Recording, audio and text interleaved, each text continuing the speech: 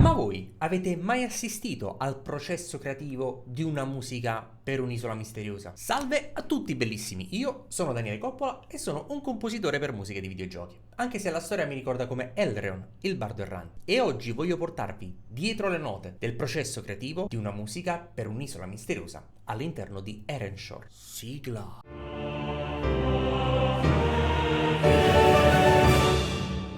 Il primo procedimento che solitamente attuo prima della composizione di un brano è quello chiaramente di scegliere la velocità generale, quindi i BPM. 1, 2 and 3 and 4.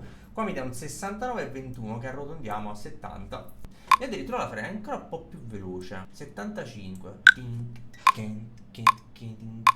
No, non mi piace. E questo ritmo mi dà proprio quella sensazione di voler respirare tra un battito e un altro. Successivamente, dopo aver scelto la velocità del brano, come prima traccia apro sempre un pianoforte per creare la melodia, ma soprattutto per creare un possibile giro armonico o avere ispirazione chiudendo gli occhi, immaginando la scena, cercando di tramutarla in musica.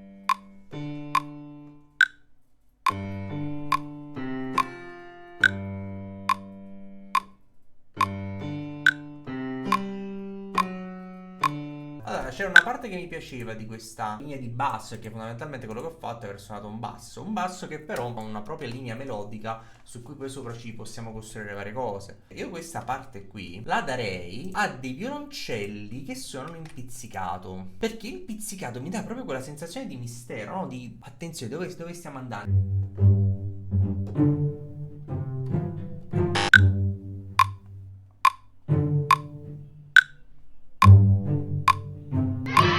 Ok, proviamo un contrabbasso, così valutiamo, li paragoniamo e valutiamo effettivamente se dare proprio alle frequenze molto più basse questa ritmica qui, o addirittura entrambi.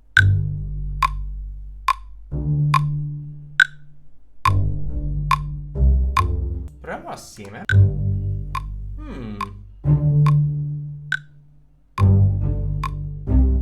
Ok, ce li diamo entrambi. Qua aggiungerei gli staccati di viola. Pam pam, pam pam. Adesso proviamo a costruirci invece una base percussiva. Per le percussioni ho optato due tipi di strumenti, la grancassa e gli shakers. Entrambi sono due opposti. In questo caso qui i bassi credo siano molto funzionali perché danno una profondità, soprattutto quando sono suonate dalle bass percussion come queste qui, le senti molto più lontane e nella lontananza c'è del mistero, no? Quando ad esempio sentiamo qualcosa in lontananza ci giriamo e diciamo cos'è? Entrambe suonano in maniera un po' incerta, nel senso che non suonano sempre sugli stessi battiti, ma molto spesso cambiano e quel cambiamento, quell'insicurezza, crea anch'essa una sensazione di mistero.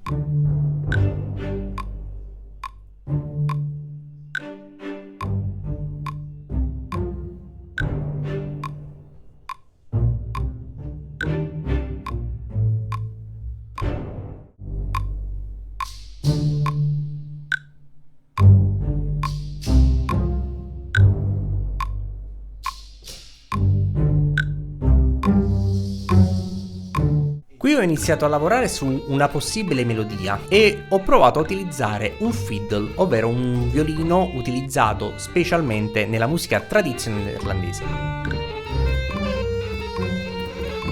Il fiddle è molto più ruvido, a volte sembra quasi un po' stonato rispetto al violino orchestrale, no? Come se fosse uno Stradivari, per esempio, e questo rende tutto molto più selvaggio, molto più rumoroso, strano, e la stranezza in questo caso qui porta anche ad una sensazione di mistero. Il fatto perché il violino è così strano, perché suona così strano, mistero. Pensavo chiaramente che l'isola, un'isola misteriosa, è comunque circondata, come ogni isola, da acqua. Quindi stavo pensando, ma se ci aggiungessimo una sorta di o un sintetizzatore o qualcosa di elettronico che emuli l'acqua? Vediamo un po'.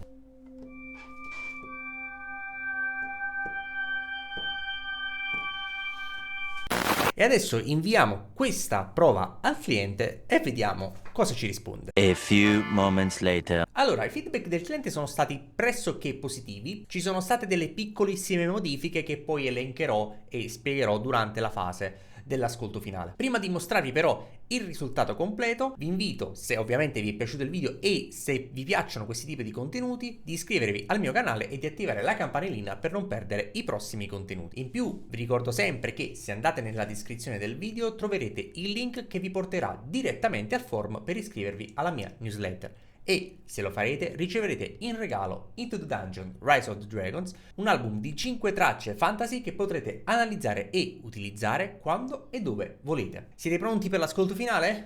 Andiamo!